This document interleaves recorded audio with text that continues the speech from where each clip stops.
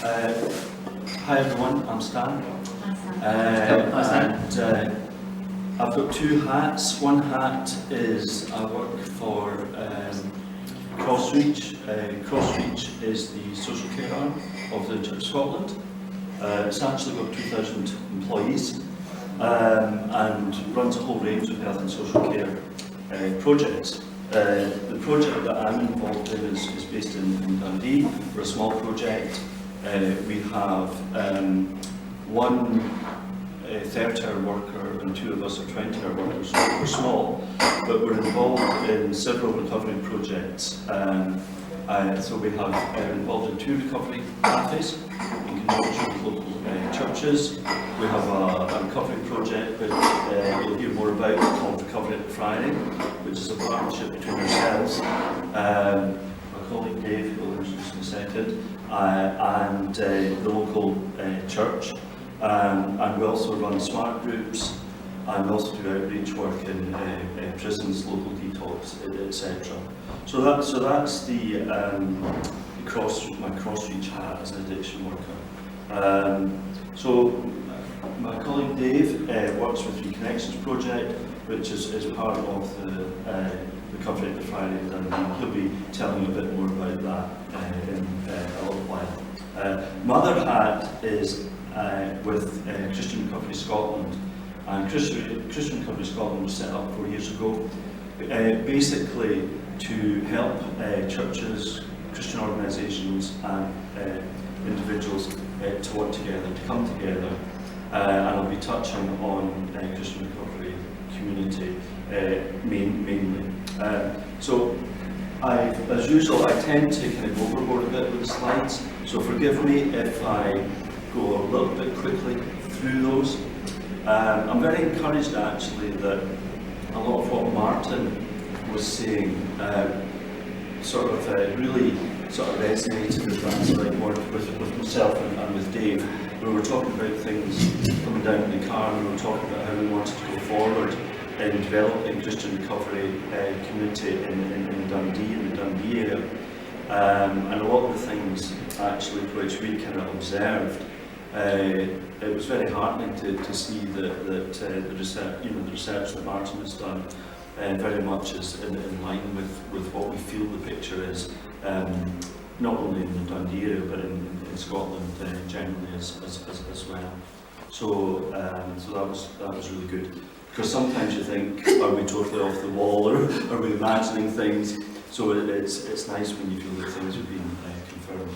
So Christian Recovery Community, in a sense, Christian Recovery Community is something that already exists, but I think it's about, as Martin was saying, it's about really developing Christian Recovery Community.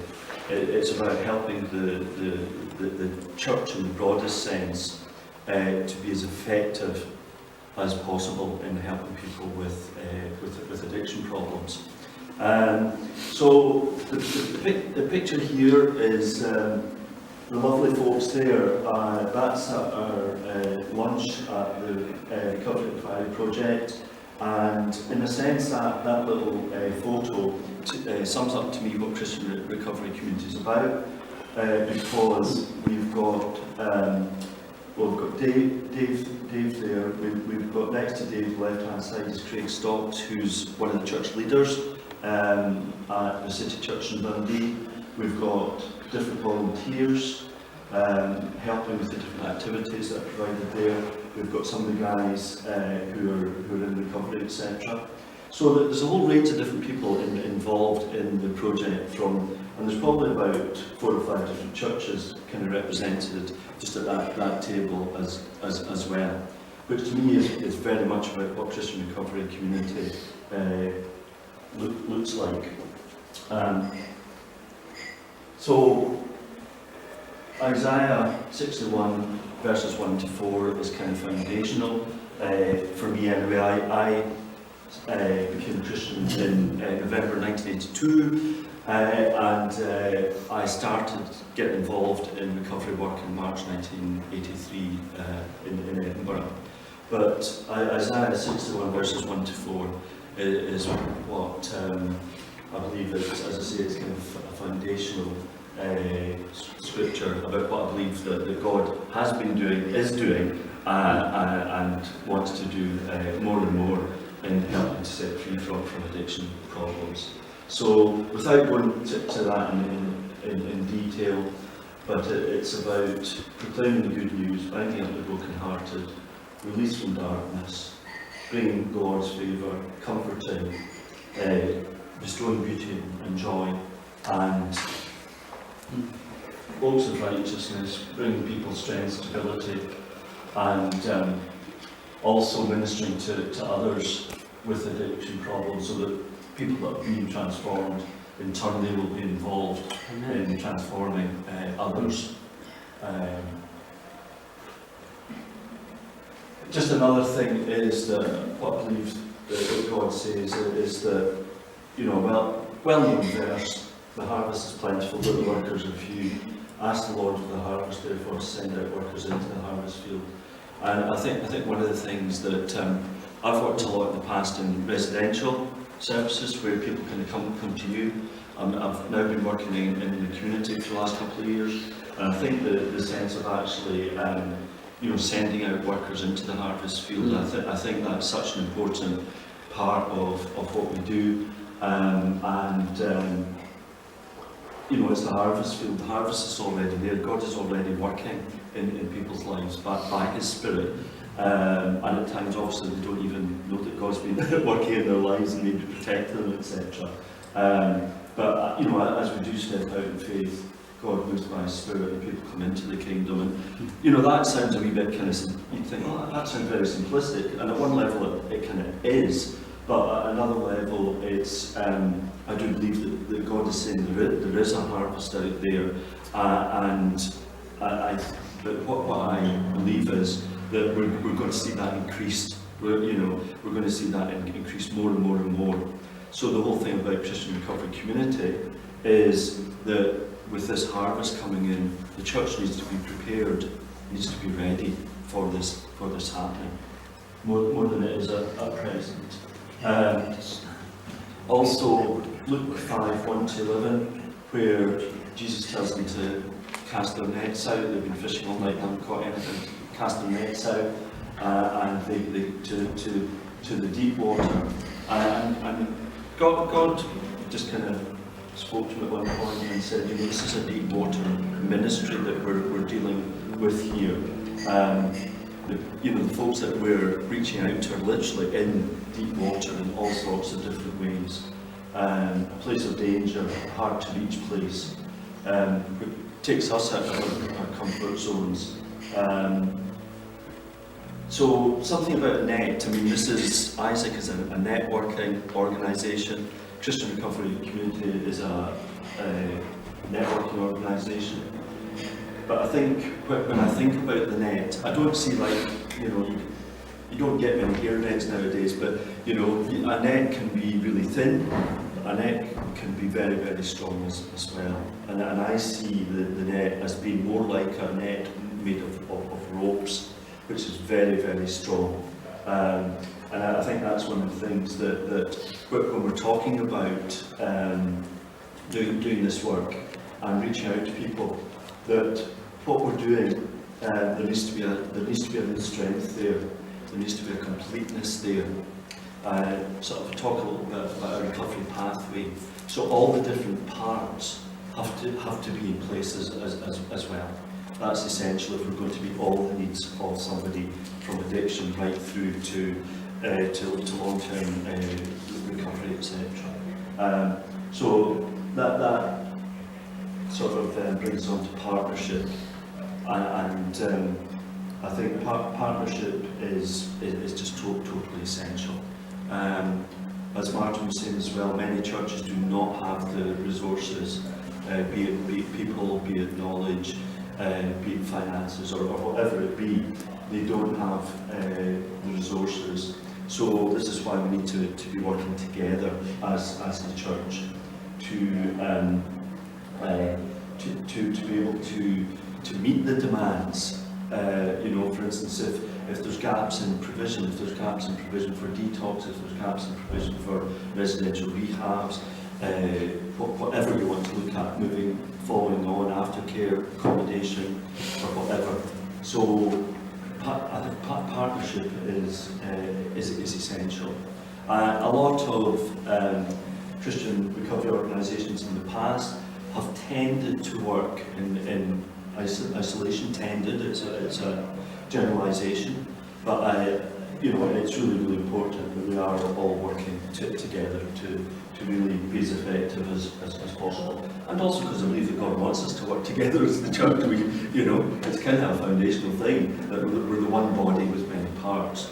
So we should be, as the church, we should be working together. And until we do, then we're not going to see God's full blessing. We're on what we're doing. So just some recovery definitions. I don't know how familiar you're with recovery definitions, but just some up there. Can folks read that, or is it too small? So I'll just read it out briefly. So the UK Drug Policy Commission 2008, which you might all be very familiar with this. I don't know, but voluntarily sustained control over substance use, which maximises health and well-being and participation in the rights, roles and responsibilities of society. The Scottish Government definition, 2008, a process through which an individual is enabled to move from their problem drug use towards a drug-free lifestyle as an active and contributing member of society. And the Betty Ford Institute consensus, a voluntarily maintained lifestyle characterised by sobriety, personal health and citizenship. So it's just when I'm talking about recovery, we've got some idea of what I'm talking about, and you may have your own ideas and definitions of what you believe recovery is, which might be somewhat different from that. So Christian Recovery Scotland, just an overview. So the overall aim of Christian Recovery Scotland is to foster and encourage the development of Christian recovery community throughout Scotland. So the idea is to have the church working locally together as much as possible in the addiction and recovery field, so that would be probably locality based. It might be a city, it could be Dundee, Edinburgh, Glasgow, Aberdeen, wherever, but also it could be, when we're talking about throughout Scotland, we're also talking about maybe a national level as well. So for instance, if gaps in service provision, for instance for a residential rehab was identified, then that might be something that the church could work together more on a national scale. It just depends, but that's the general idea. So when we're talking about building, it's about building capacity, as Martin said, but it's also about really getting people to work together and to develop local pathways in different areas. So the specific aim is to help Christians to work together to meet the needs of those with and affected by addiction problems, to equip Christians and churches to minister to those with addiction problems, to provide support and encouragement to Christians and churches who are ministering to those with addiction problems, and to facilitate the development of Christian recovery communities throughout Scotland. So our objectives are to, and this is what we've been kind of working on over the last 3 or 4 years, to facilitate regular network meetings of Christians involved in the addiction and recovery field. That would also include people that were maybe peer mentors, etc. It's not exclusively about just folks that are in paid work or whatever. It's volunteers, peer mentors, etc. Organise training events, organise conferences, set up an online presence as a resource hub for Christian recovery community in Scotland. So that was kind of the hub idea that Martin was talking about there, and promote the creation of Christian recovery community or communities throughout Scotland. So far, we've been holding regular networking meetings over the past 4 years in different locations. We've held several in Edinburgh. We've held, so far, just one in Dundee and one in CrossReach. CrossReach is just outside Glasgow, in case you're wondering where it is. So the networking days, they're basically like mini conferences. So there's elements of, we have worship, we have a kind of a learning stroke training component. One of the days we had was looking at preventing burnout and looking after yourself as you work in this field. Another one was looking at health and recovery, etc. So there's as I say, a sort of learning and development training component. We share, we split up in small groups, pray for one another, tell each other what we're doing in different parts of the country. And we also have speakers from different projects who share what's happening with their projects. So we've had speakers from various different Christian organisations and churches, etc. We've got the obligatory Facebook page, Christian Recovery Scotland. We've kind of started on a website, but we've decided to go with somebody else to help us do our website. But the website this is the idea of the resource hub. So the idea is that we will try and map as many services as possible, as many churches as possible that are involved in recovery for the different areas, and people can access that information there. Ideally, it would be great to develop an app. If you had street pastors, if you had outreach workers on the streets, they could just use the app, and if somebody was needing problems with accommodation or whatever the issue was, that app could actually sort of signpost them to the help in different areas. That's the plan, but that is still at the early stages of actually sort of bringing that to fruition. Just to mention our linking in with Isaac, I won't go into the story about how that happened, but to me it was a real confirmation that God was in what we were doing, and Trevor had a role to play in that as well. Just the way it happened, it was, I think, definitely a God thing, as they say. So we're having our next networking day is going to be in Edinburgh the next year. We're also planning on getting some folks from the Dundee area together and having a meeting with them to try and take things forward more locally.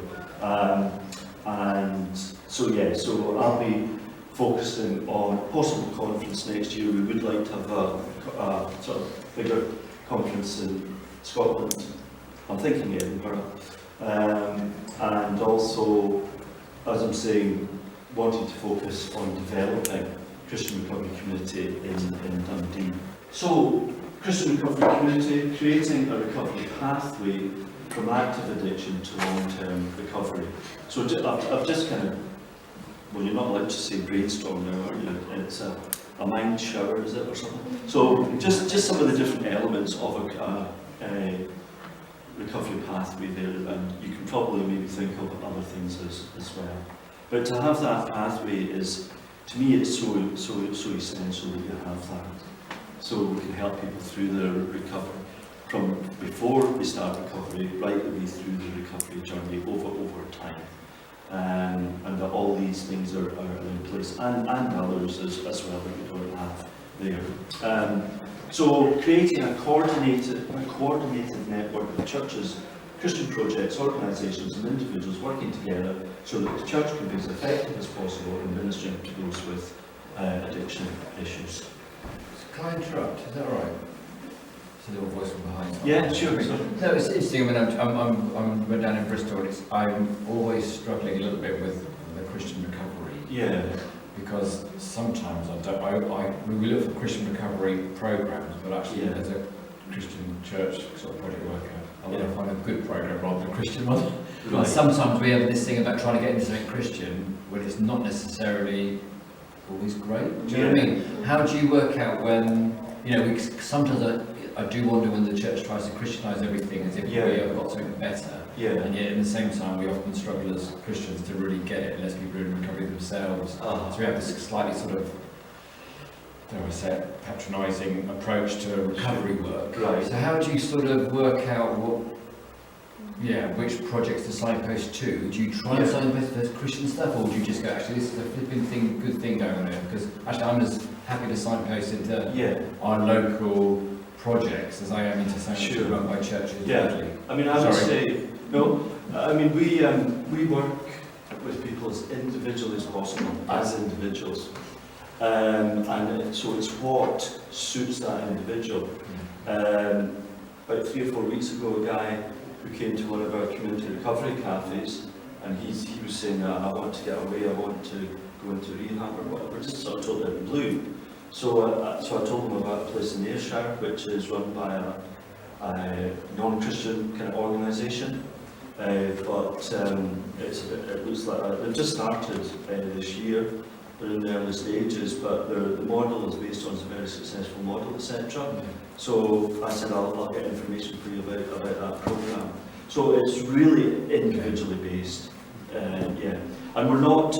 When I'm talking about a Christian recovery community as well, I'm not saying that it's a Christian recovery community or a recovery network is just exclusively Christian organisations. That's not. That it may come across as that, but that's not the idea. Is that okay? Yeah, that's great. That's okay. No, I want to put the voice game. I'm listening, God. Okay. So, Christian recovery community based very much on relationships, meeting people where they're at, accepting them for who they are. That is essential. Building on existing communities, work, ministries that are already happening. It's not about saying, it's acknowledging that this is already happening, but it's, as we're talking about, capacity building. Working within the larger health and social care framework. So it's not saying this is a Christian recovery community and we're not wanting to work with other people, but we're just kind of Christians together. It's not about that. We already work with a lot of other health and social care providers, etc. Potential for identifying and responding to the gaps in the service provision, which I've mentioned before. Pooling of resources for partnership working as well. A safe place for people to begin the recovery journey and find healing, restoration and transformation. The church. So the church is the ideal place to create the conditions and environment where this can happen or begin. Moving from an addiction culture to a recovery and kingdom of God culture. So it's about recognising the social nature of addiction and an addiction lifestyle, and transitioning towards a new culture, a new lifestyle, etc. Recovery must be trauma informed. I think it's widely recognised now that many people, a significant percentage of people with addiction problems also have sort of trauma issues, and so if we're working with people with addiction problems, we need to have a trauma informed approach, which obviously is a whole kind of course or whatever in itself, just looking at that. So just one or two things. This is from research that's been done in the UK. So quick question instead. Yeah. How do you ensure that the network is trauma informed? How do you do that? Well, it'll have to be training. Yeah. Really. So when I was talking to somebody just now who provides training for churches. So I think when we're talking about volunteers, etc., there needs to be an element of training there. Now, that may not go into a lot of depth about trauma, but a certain level of training about trauma. I think that's the main way that I see it. and as well having access to signposting people as well to other services, specialist services. But yeah, but certainly the training is really key, I think. So culture transition. So just some quotes here from different research. The transition from the culture of addiction to the culture of recovery is crucial, as changes not only who people spend their time with, but also what they do with their time. What options are available for things to do and how they see the world.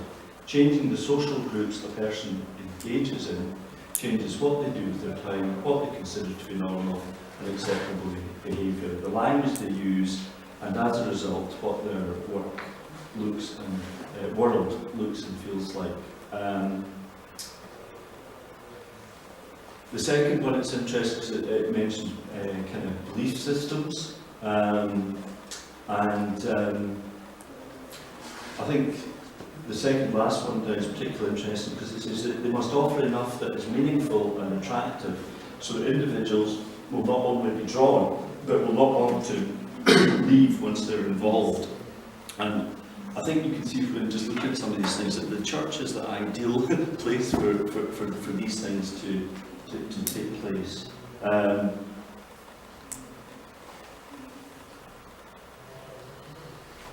Just again, individuals can be as dependent upon a culture of addiction, its languages, values, roles, rituals and relationships as they are on the drugs that form the centrepiece of these cultures. Elaborate cultural rituals can also surround the recovery experience, including rites of passage such as graduation ceremonies and celebrations of sobriety birthdays. The transition from addiction to recovery is often a journey from one culture to another, each with its own distinct trappings, languages, values, symbols, institutions, roles, relationships and rituals of daily living. So again, you can see how the church broadly can provide those conditions for change.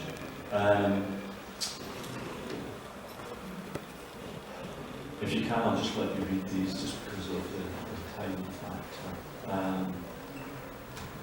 But so it's not just thinking about the individual, but it's thinking about the individual regarding their culture, regarding the bigger picture of their lives. That's really essential. It's not just saying how can I help this one person with an addiction problem or issues. It's looking at the greater context of their life, etc., and their community, their family, and everything. Just quite interesting, here's some research that was done in 2000.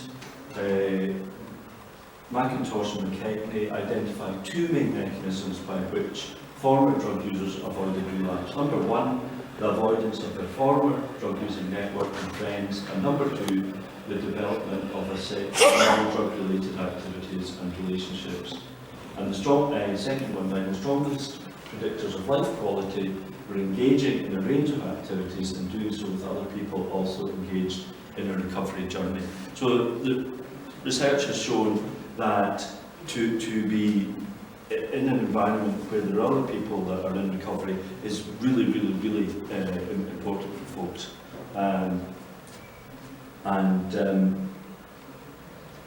The third one's interesting from our point of view as well.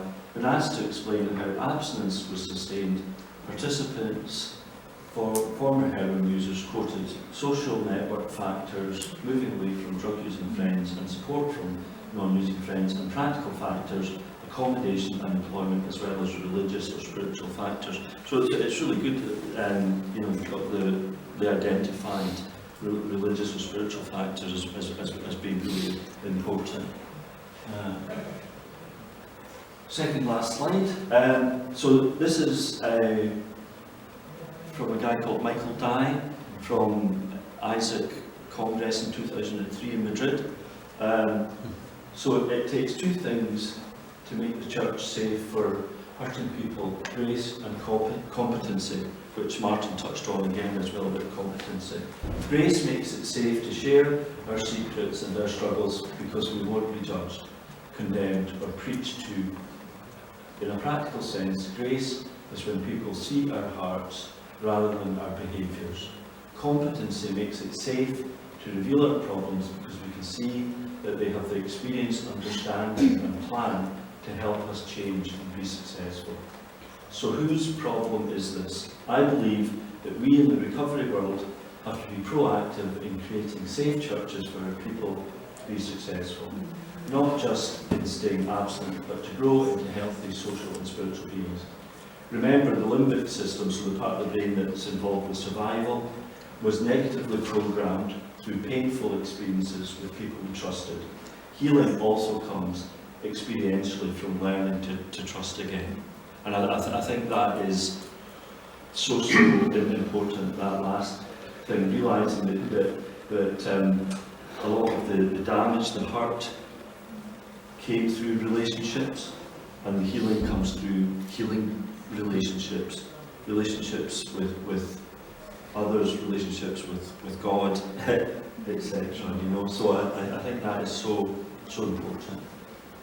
And finally, of course, relationships are not only the most important area of life, but the most difficult. Most relapses happen because of relationships. Recovery is being supported in growing in the area that we're struggling with. So where are the programmes out here for long-term recovery in the areas of morals, values and relationships? As far as I know, there's only one, and that is the church. The truth is that programmes don't work. If programmes worked for addictions, we would have figured out by now what works, and we would all be doing it. What works in restoring a broken life is when one person invests himself into another person, or herself. Only the church has the programme and resources for this kind of investment. So, the church isn't the only answer, but I think it's exciting. I think it's very exciting. It's very exciting, and I think regarding what Martin was saying, to writing a new story, I think we're kind of on the verge of in a sense writing that new story, but I hope that just gives you a little flavour about what my thoughts are about Christian recovery community. I'll hand you over to Dave now, and he'll just speak a little bit about the project that we're involved in. Thanks, Dan. Oh, yes. Yeah. Sam, would you be able to send us a copy of your PowerPoint? Will those be available? I think so. I think we're going to make them available. Yeah, if they're not On the available. website, yeah. It's on the website. Yeah. Oh, great. Thank you. Sorry, just for a sec. Put this back to the first slide. There's a lot to take in there.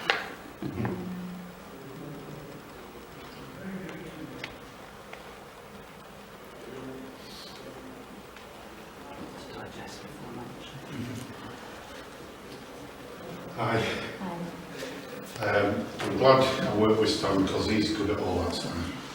I just tell a story because I've been through the mill. I was 10 years using cocaine, ecstasy and speed. Thought it was great, it was a party animal, I loved it, but I didn't really, I just thought I loved it because it gave me a feeling of acceptance, a feeling of being worth something, but to be honest, all my self-esteem and confidence and self-worth was just being drained from me. The people that I thought were friends weren't really friends, they just wanted to take drugs with me and go to parties and nightclubs and get wasted. After 10 years, things just came to a grinding halt. I lost my marriage, I lost my house, I lost my job. At this point, I'd come up to Scotland working for G4S, the security people, doing concerts and football matches. But even when I was working, I was taking drugs. That's how bad it was. As I say, everything came to a grounding halt. I was in Dundee. I was homeless. I went into Salvation Army in Austell. And one day, I was walking through Dundee city centre, walking down a side street, and I heard this audible voice say to me, "I'm your father, I've not deserted you." And I'm looking around, lovely then. At this point, I was going to a local soup kitchen, and I befriended a volunteer there. I said to him, "Look, I'm not being funny, but I've heard a voice, and I don't know whether it's to do with the drugs. I don't know whether it's to do with my mum who was schizophrenic. Is it me now?" And I said, "No." He says, "That's God." I said, "No. Well, God wants to speak to me, and to be honest, I don't believe in God." So he invited me to his local church. That was in 2012. And by November 2012, I was baptised and saved and born again. So that's my story in short. There's a lot more to it, but I won't bore you. At the soup kitchen that the volunteer was working at, I was seeing guys going away to rehab, and maybe 6 months later coming back clean. They'd been into some kind of work ethic, but within 2 months they were back down the road again. There was no support for them. They were basically left to their own devices. They'd not been connected to a local church. And I believe God was speaking to me at this point and saying, "You can help these guys." I think, how can I help them? You know, I'm homeless, I've no job, and I've no skills to do that. And God said to me, "Yeah, but you've been there. You've been there and done it." So again, the volunteer, a very good friend of mine now. And I told him what I thought God had said to me. And he said, "Well, I'll help you set up a project." Okay, it's a bit daunting. So we set up what we call the Reconnection Project in 2013. He helped me set it up, and then after about 6 months he got a call in to do his own ministry, and he said, "I'm sorry, but I'm going to have to leave you." Oh, I can't do this on my own. So I was doing this at the time at a local church that I was at in a place called Meaners Hill in Dundee. And I spoke to the minister there and I said, "Look, I don't know how to do this." He said, "Well, I'm thinking of starting a garden at the back of the church, and we'll call it the Giving Garden." So we're growing vegetables and fruit, and we're giving them to the local food bank. And all this time, it wasn't about growing vegetables, it was about growing me, growing my self-confidence, my self-esteem, my self-worth back again. So I started there, and then I thought this needs to be a bit bigger. So I went down to another church, which is the Friary, and that's where we're now based. And I spoke to this guy, who's Craig Stokes, who actually, I'm a Yorkshireman and I'm from Huddersfield, and Craig's from a place called Guiseley, which is just down the road. Now, we had a lot of banter because we're both into football. I support Huddersfield and he supports Leeds. Now, in the secular world, we'd have been fighting each other. But because we're both Christians, it was great. Well, I'll support you and you support me, and we'll just get on with it. The Friary has 3.5 acres of ground. So I started the gardening there, just ground plots, and we grew things that you could put in soups, and obviously things that the food bank would take. But also, it was a massive, well, it is a massive resource. It's a big building, originally a Franciscan monks friary. The Catholic Church had it for a while, and then it laid empty for a good number of years. And City Church took it over round about the same time as I started the project. So I spoke to Craig and I said, look, I've had this idea for a project, could I base it down here and start off with gardening? He said, yeah, no problem.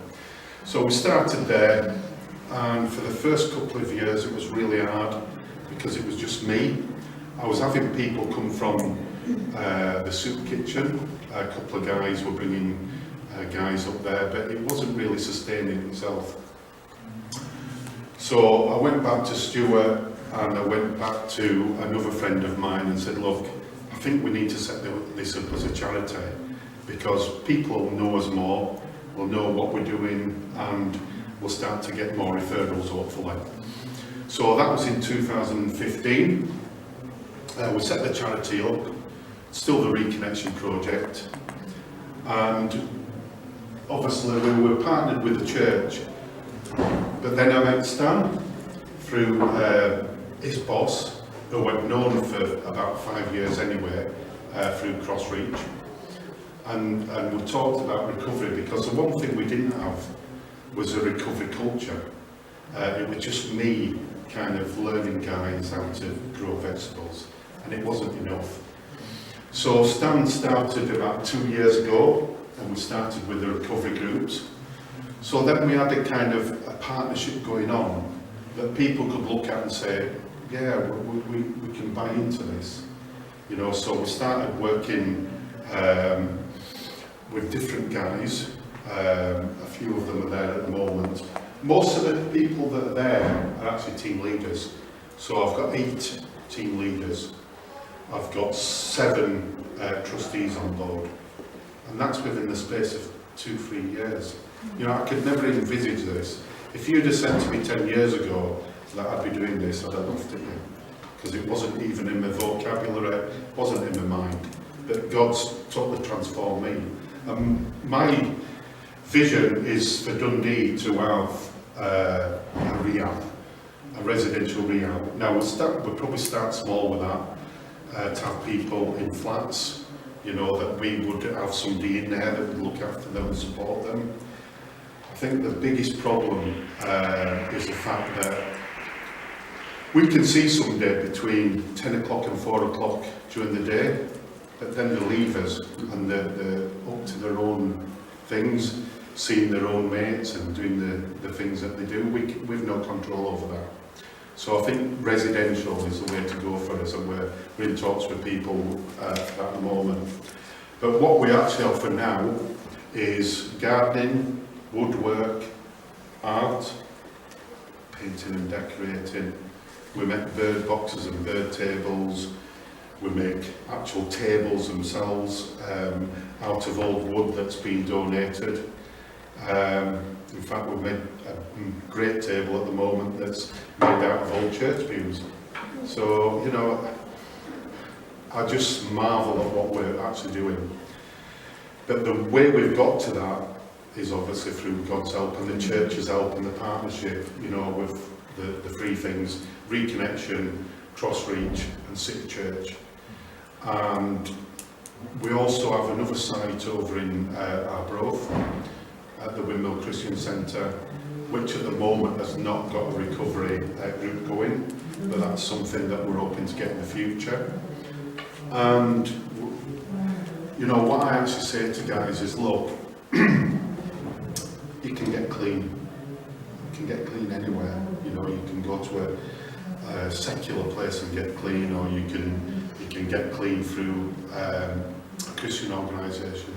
The only way you can stay clean is by accepting Jesus into your life. That's the only way you stay clean, because it's the only way I've stayed clean. And I've seen guys go through the mill, go around in the revolving door, and just come back to the same thing because they're trying to do it on their own. So future-wise, as I said, we're looking at residential. That could be a fair way, but we're dealing with 2 or 3 guys at the moment who are, would say, in stable recovery, and the difference that you see in them is amazing. And one of the guys is coming to my local church, so you know, I just see that as success. There's this flip side of that in the last 12 months, we've lost 3 guys to, well, at least a couple of them to overdose. But they knew Jesus, and that's the main thing for me. And if my job is only to tell them about Jesus, then I've done what God's asked me to do. So thank you for your time, and if you have any questions, me or Stan. Amen.